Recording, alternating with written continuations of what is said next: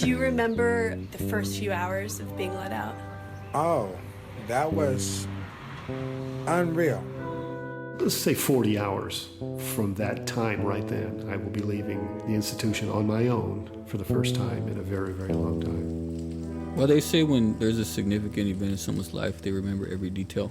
And I remember every detail. I remember it was 65 degrees and it was raining that day. You're listening to Life on the Outside. It's a podcast where people share stories about what it's like to return to society after decades of incarceration. First of all, I didn't believe that they were letting me out. So when the officer opened the door and said, "McAfee, you're paroling today," I walked all the way up to the gun tower and said, excuse my expression, "You're telling a fucking lie and stop bothering me." And it just came as a total shock that today you're going home, and I haven't got any information prior to that.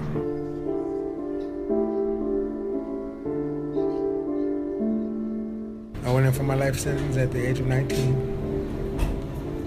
and was released at the age of 56. Being let out like that kind of seems unsettling. Shocking? Yeah. I went all the way through receiving and release and all the way out the door. And they put us into a van because I didn't have a ride there at the time to take me home. And as I'm walking out, I'm still in such a shock that the bag broke on a lot of my property and I just left it there. What kind of bag was it? I had a big plastic bag. I had 2 big plastic bags and 2 boxes. So the one I was carrying, I was pushing some other ones, but the one I was carrying, it actually broke. I looked back, looked at the rest of it, looked back, looked at the prison, and said, and kept going. They said, "Aren't you gonna get your property?" No, I'm out of here.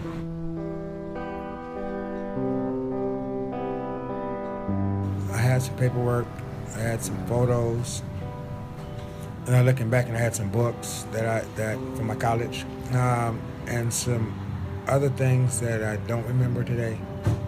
But it was a lot of stuff that I knew I wanted to bring with me and I should have brought with me because, photos you can't replace. But weighing that against the prospect of me getting just to the gate and they saying, hey, April Fools, we lied. That's what you thought this was going to happen. Yeah. All the way to the gate, and they were going to get to the gate, they're going to cuff you up and say, "You know what? You're actually not paroling, we made a mistake."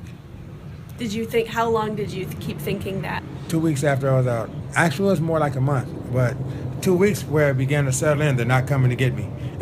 Has that happened? Is that a realistic fear to have? Well, I've seen it happen once before where a guy paroled, and then about 3 weeks later, they brought him back in, said that he still owed more time. And there was a guy who was in the hospital, he was dying. This is another guy. And so they released him because he was dying. And because he didn't die in the specified time that they thought he was going to die, they tried to rearrest him.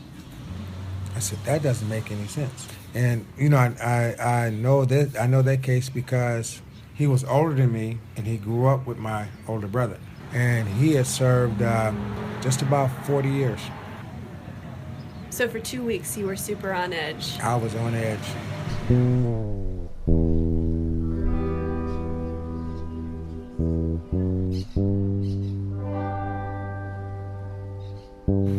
When did you get out? December 31st, 2014. And oddly enough, that's exactly 37 years to the hour. No way. December 31st, 1977.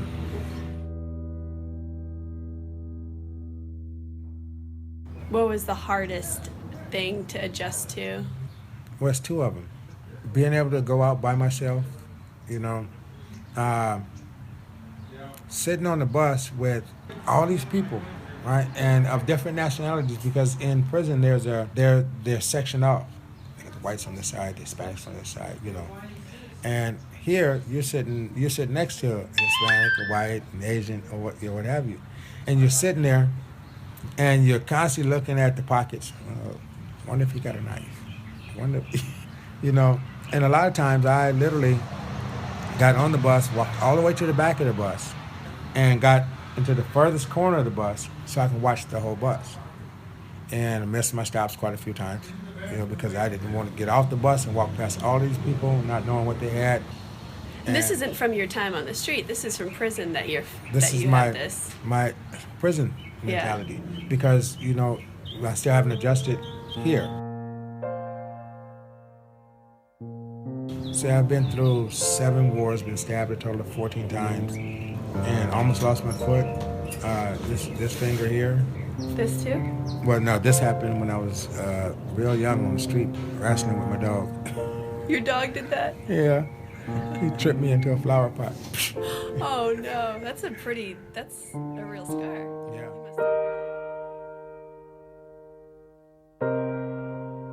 When you go in prison, you always walk with 2 to 3 partners, because you never know what's going to happen.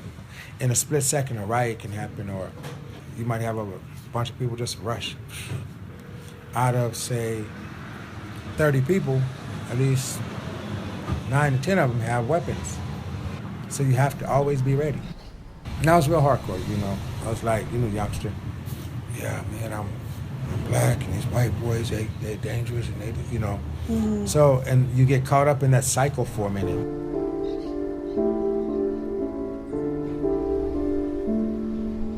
Did getting involved protect you in some way?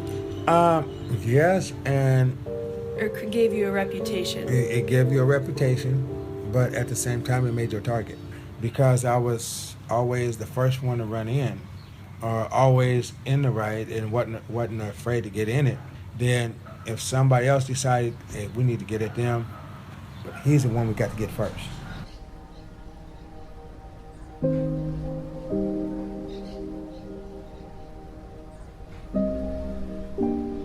When the realization of freedom comes an entirely different stress, because now it's all the people you'll never see again, your parents, some siblings, some relatives.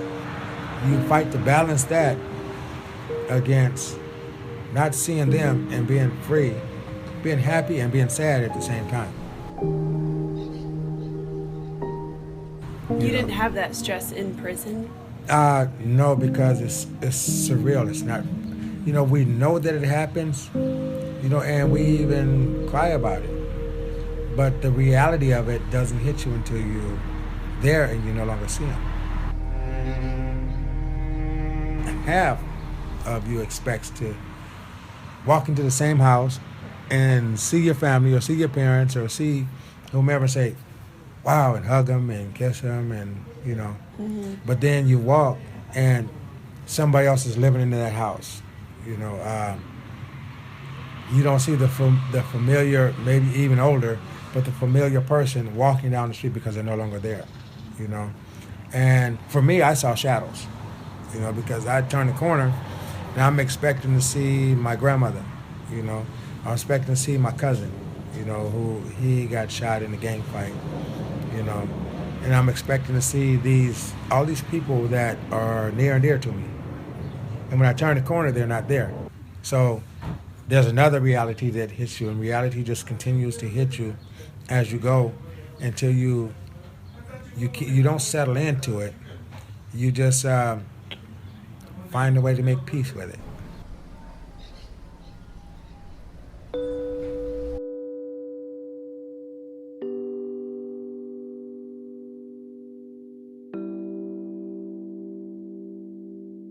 I mean, life is a real struggle out here. In there, granted, you get what they call, they used to say 3 hots in a cot, right? Mm-hmm. But you get breakfast, lunch, and dinner. You get bedding and the covers. You get clothes. If you're indigent, you get soap to shower with. You have all the basic amenities that you need to survive in prison. But I wouldn't trade one of my worst days in here for my best day in there. Because out here, I know that I'm responsible for the upliftment of myself, and I'm responsible for my step-grandchildren going to football games, making sure they're on the right track. I'm responsible for being the best provider I can be at this time and constantly improve. You know, I'm responsible for my upward mobility, for getting better. You know, so I wouldn't trade that for anything.